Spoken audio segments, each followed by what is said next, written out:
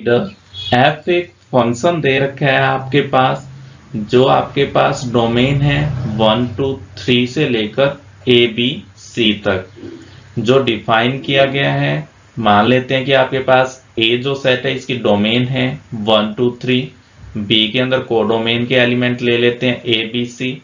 F जो function है ए से लेके बी तक है। एफ पे यदि 1 लगा रहे हैं तो मिल रहा है ए, यानी 1 आपके पास ए से कनेक्टेड है, 2 बी से कनेक्टेड है और 3 आपके पास सी से कनेक्टेड है।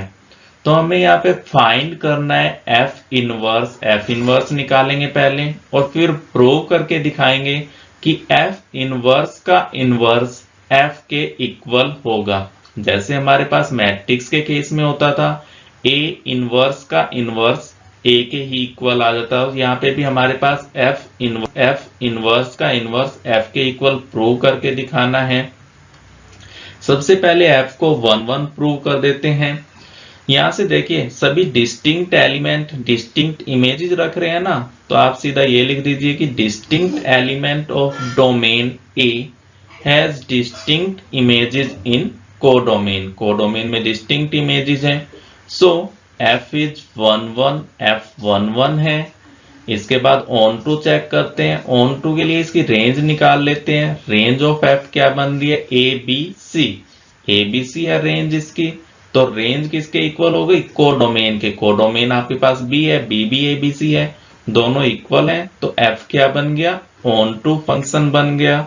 1 1 भी है, ऑन टू भी है, तो ये बाइजेक्टिव फंक्शन बन गया। बाइजेक्टिव है तो एफ का क्या होगा, इनवर्स एग्जिस्ट करेगा।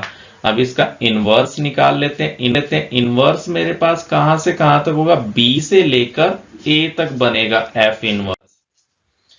एफ इनवर्स फंक्शन है ए बी सी से लेके 1 2 3 तक। बी के एलिमेंट है ए बी सी, और ये एफ इनवर्स जो फंक्शन होगा बी से लेके ए तक जाएगा।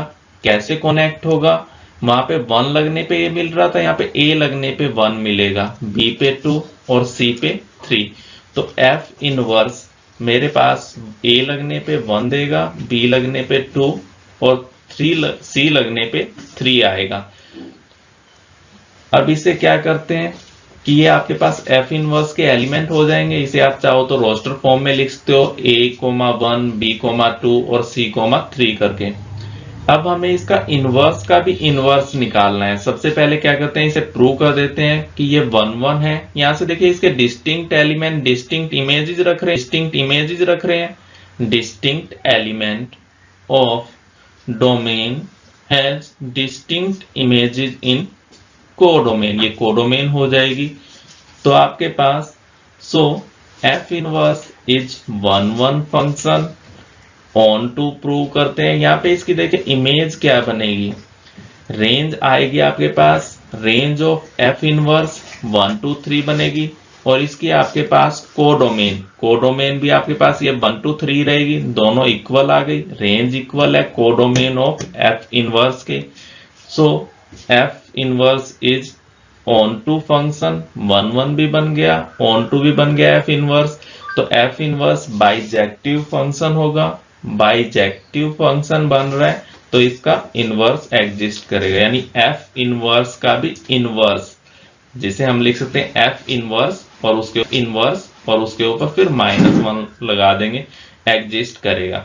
एफ इनवर्स का इनवर्स कहां से कहां तक फंक्शन होगा, मेरे पास ए से लेके बी तक बनेगा अभी ये फंक्शन मेरे पास। और उसे कैसे डिफाइन करेंगे, ए से लेके बी तक जाएगा। एफ इनवर्स का इनवर्स कैसे एलिमेंट होंगे, जो 1 था ये किस पे आ जाएगा, ए पे, 2 बी पे और 3 सी पे। तो एफ इनवर्स का इनवर्स 1 लगने पे दे रहा है ए, इसके ऊपर 2 लगाएंगे तो बी और 3 लगाएंगे तो आपके पास क्या मिलेगा, सी। और यही तो मेरे पास एफ फंक्शन था। हेंस एफ इनवर्स का इनवर्स इज इक्वल टू किसके आ गया, एफ के इक्वल आ गया।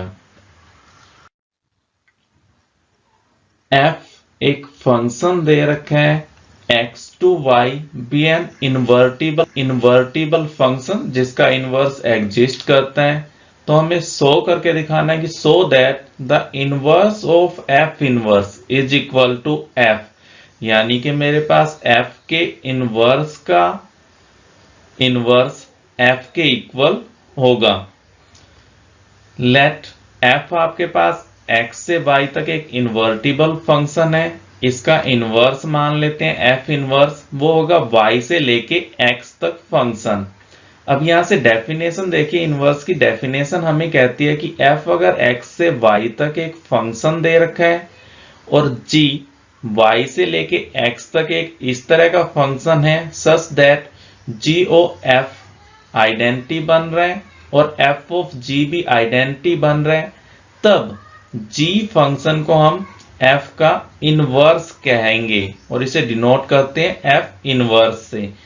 तो ये मेरे पास इन्वर्टिबल फंक्शन है, इसका इनवर्स हमने माना f इनवर्स, फंक्शन बनेगा y से लेके x तक। तो यहां पे मेरे पास f इनवर्स ऑफ f क्या बनेगा, आइडेंटिटी फंक्शन बनेगा, and f of f inverse भी आइडेंटिटी फंक्शन बनेगा बाय डेफिनेशन ऑफ इनवर्स। ये आइडेंटिटी फंक्शन मेरे पास x से लेके x तक बनेगा, जबकि ये वाला आइडेंटिटी मेरे पास y से लेके y तक बनेगा। आप चाहो तो ये x लिखना छोड़ सकते हो और यहाँ पे y को भी लीव किया जा सकता है।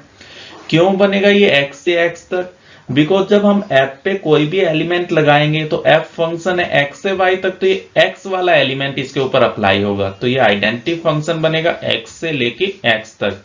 f इनवर्स पे कोई एलिमेंट लगेगा तो f इनवर्स पे एलिमेंट लगेगा y से, तो ये आइडेंटिटी फंक्शन बनेगा हमारे पास y से लेके y तक।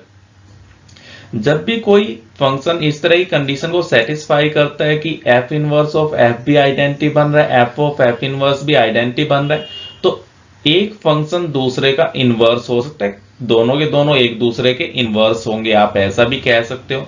तो जो मेरे पास यहां से ये f आएगा, ये क्या आ जाएगा, इस फंक्शन का इनवर्स बन जाएगा।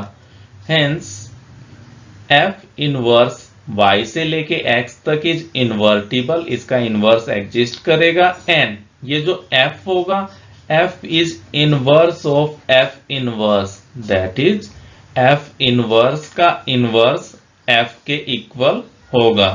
Thank you.